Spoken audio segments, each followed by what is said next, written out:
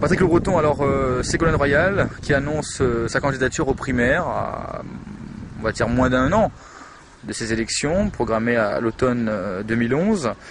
Une démarche considérée comme agressive, on va dire, par rapport au pacte de non-agression émis par Martine Aubry dans le cadre de ces mêmes primaires.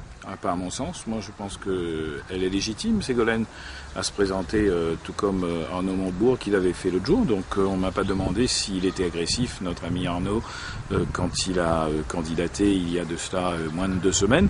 Et aujourd'hui, donc, c'est Ségolène Royal qui entre dans la danse, si on peut dire. Elle est légitime parce que, quand même, c'est elle qui a porté, je dirais, nos couleurs lors de la dernière présidentielle et qui a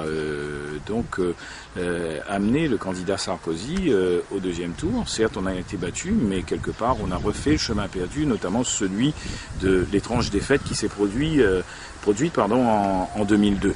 Bon, voilà, donc c'est légitime, c'est pas agressif, et je crois qu'au contraire, elle a tout à fait le droit. Maintenant, je pense que nous ne sommes pas seulement dans un combat de chef, ou nous ne sommes pas seulement dans une démarche de partir pour être candidat. On doit être surtout dans une démarche pour partir et gagner.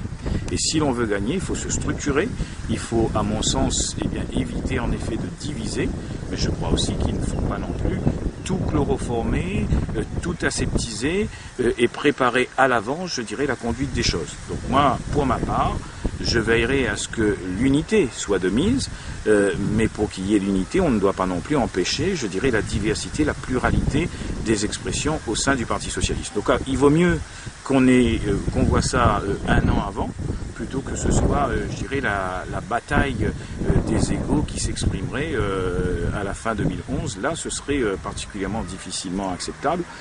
Et pour ma part, je le dis très franchement, je vais demander à Ségolène Royal, comme à d'autres, de travailler profondément, puisqu'on connaît leurs personnalités respectives, de travailler profondément à porter le projet des socialistes, et pour la présidentielle notamment, à nous aider à porter le projet des ultramarins. Parce que je crois que c'est surtout cela qu'il faut développer quand on a observé de la part de Sarkozy et ses amis, je dirais l'autisme le plus complet et quelque part un gouvernement qui n'en a rien affiché en quelque sorte de ce que l'outre-mer représente, je dirais, pour la France.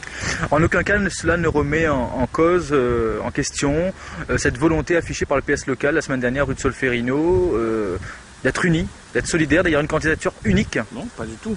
Et je dirais même que dans la demande que l'on a formulée, de pouvoir avoir des motions locales différentes qui nous donnent un brevet en quelque sorte de représentativité, on peut très bien se retrouver par exemple sur des expressions locales différentes, tout en se disant qu'au plan national on peut être dans une démarche unie.